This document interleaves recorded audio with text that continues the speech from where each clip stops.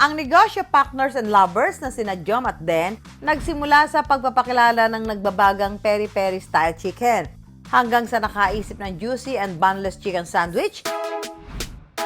At ngayon may binibida raw silang pika-pika, ang malutong meaty at saucy chicken skin nachos. Unang kagat, siyak na solve raw ang craving sa chicken skin at nachos. Yung chicken skin nachos, it came from the idea of the usual nachos na nabibili natin outside, no? But this time, we give it another twist wherein instead of your usual nacho chips, taco chips, ang ginagamit po namin dito ay chicken skin. Instead of tinatapon namin yung mga skin na hindi namin nagagamit, sabi ko, kailangan natin siyang i-maximize. Ang una kasi namin ginagawa dati, pag kami mga like 2 to 3 kilos kami, ginagawa namin siyang chicken oil. Bukod sa pinamimigay lang namin siya kung kanin-kanino, kasi hindi na siya nagagamit. I mean, yung iba napapakinabangan na nagiging ulam nila. Aside from that, wala na talaga. Pero hindi raw swak ang unang ideya nila ng chicken oil hanggang sa animoy malapelikula na nakuha nila ang ideya ng chicken skin nachos sa isang panaginip. Bago ako matulog nung araw na naisip ko yung chicken skin nachos, sinabi ko na yun sa kanya. Sabi ko sa kanya, parang gusto ko ng maalat. Sabi ko, sulat mo to, sulat mo to. Yun, Kasi sabi ko, baka ganun. makalimutan ko mamaya. Sulat mo to. Medyo nakapikit pa ako nun. Sabi ko, sulat mo chicken skin. Salagay natin ng cheese. Sabi ko sa kanya, tatry ko na. Pinatikim ko agad sa staff namin. Nagustuhan nila. Agad isinama ni na Jom at Den ang chicken skin nachos sa kanilang menu. Yung atake ng chicken skin namin, wala kang pipiliin. Lahat kakainin mo. Kasi sa amin kasi medyo flat. Tapos lahat talaga malutong. The presentation din siguro, it matters. Pinaka nag-hit si chicken skin nung binago namin yung plating niya, which is the deconstructed. Then if you want to add the vegetables and the sauces, makukuha mo siya depending on your choice. Ayun na, nagsunod-sunod na siya.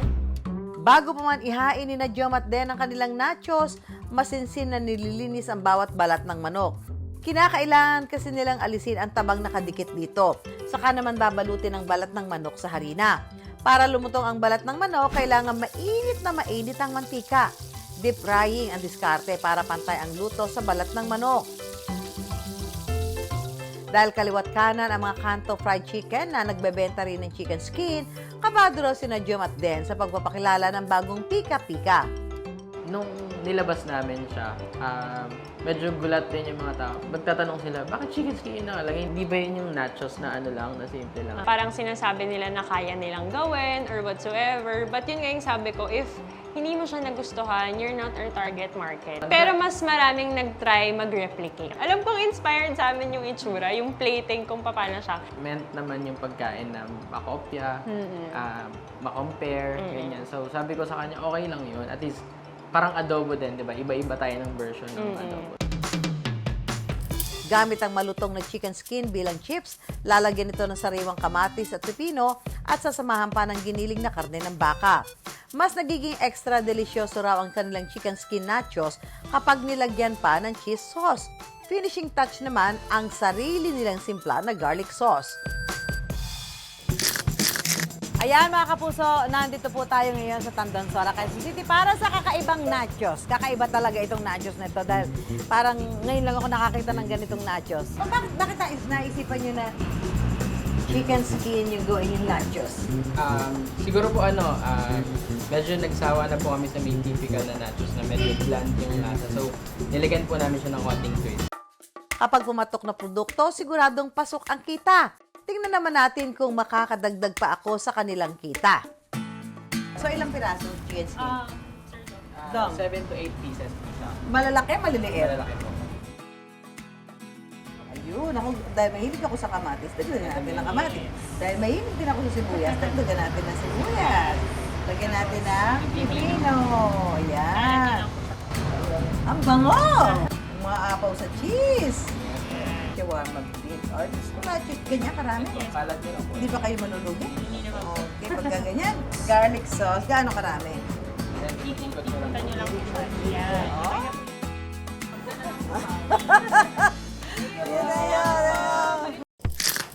Bago ang tikiman, sasabak muna ako sa chicken skin nacho jenga. Kailangan hindi mag-iba ang tumpok ng chicken skin sa bawat pagkuha namin. Sa loob ng 1 minuto, paramihan ang laban. Ready ka na, Mami? Okay po. Hindi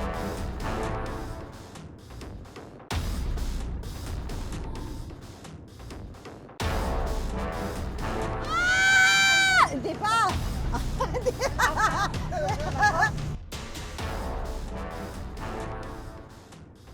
Panalo ka, Mami. Okay, dahil panalo ka, ito ang iyong prize! Okay naman po siya. May malutong. Hindi naman siya masyadong maalat. Tama lang yung timpla niya.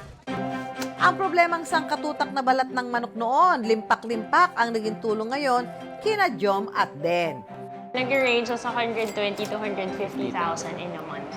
In terms of being financially stable, and since we already have a son, no, I can say na kapag gusto namin siya dalhin sa isang lugar or anytime na sabihin niya sa amin na I want to go to school or I want to do something else, kaya namin i-provide sa kanya. Proud moment sa amin is that kasi we started from nothing.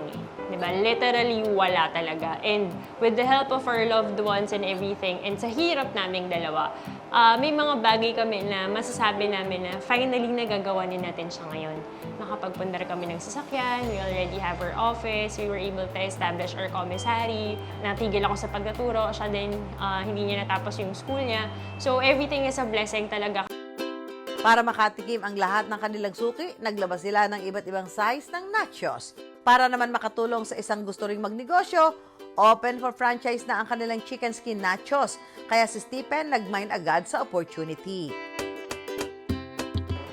We have two franchise package, which is first, ito nga po yung full store dine-in natin na nasa 190,000. And then we also have the chicken skin nacho stall or kiosk na nasa 160,000 po. Nakita ko nag-start sila ng business. Sa product mismo, kasi yung chicken skin nachos, parang di naman siya common outside. So nakaka-curious, tas at the same time, unique siya. So nag-start yun ng pandemic, so syempre maraming nawala ng trabaho and isa na ako doon. So, sinabi ko sa sarili ko na kailangan ko makahanap ng other source of income. Ngayon po, kumikita po kami around 4,000 to 6,000 on a daily basis. Bonus na raw sa kanilang package ang iba pa nilang menu gaya ng rice meal at ang bunless chicken sandwich. Ang negosyong nagsimula sa panaginip, totoong-totoo na ngayon. You always start with risk. Risk sa pera, sa lakas ng loob, sa talentong meron ka. Kasi hindi mo talaga alam if magsasucceed ang isang bagay without risking it. No, eventually kasi everything will fall into place kapag gusto mo yung isang bagay na ginagawa mo. Kahit marami kang idea, kahit marami kang naiisip na gawin, importante pa rin na magtanong ka dun sa mga nakakaalam. Kasi ayaw mo talagang may nasasayang. Yun yung pinakamahalaga. So, gamitin mo yung mga bagay na na akala mo pang tapon na. Sa pagnenegosyo, maliban sa tapang to take the risk, kailangan ding maging creative mula sa simpleng sangkap, pwedeng maging malutong ang kita.